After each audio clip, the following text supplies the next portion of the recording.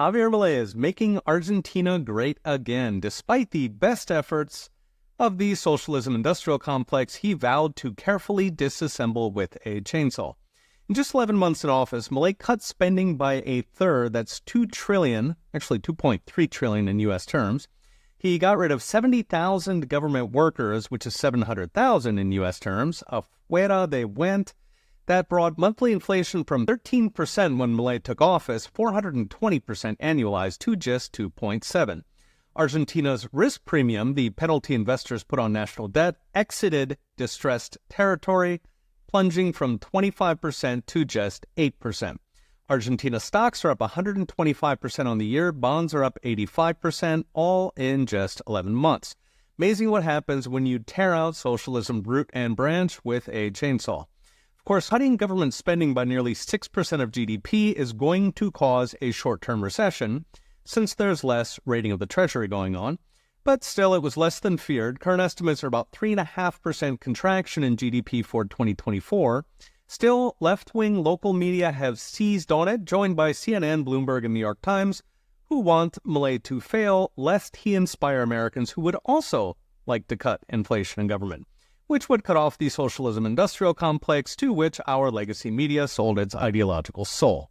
The cheap shots have not worked. The AP recently lamented how Milei's popularity is, quote, gravity-defying, despite legions of unemployed bureaucrats, who incidentally marched in the street violently. Moreover, the left's austerity gaslight is collapsing because, having cut the fat, Milei's economy is now taking off. Just last week, J.P. Morgan revised Argentina's GDP growth for next year to 8.5%, which is one of the highest in the world.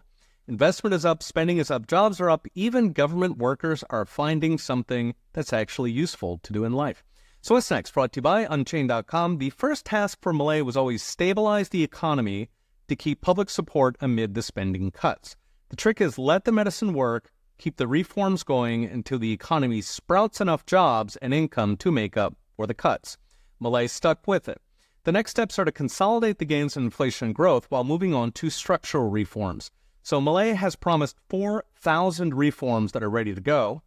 These include cutting red tape and taxes to ramp up business investment, especially small business, privatizing crony government firms that freeze great hunks of the Argentinian economy in carbonite, replacing government schools with vouchers to cut the left's Marxism factory off at the source, and crime, where Milei is exploring El Salvador's wildly successful crime-fighting strategy of actually putting criminals in prison.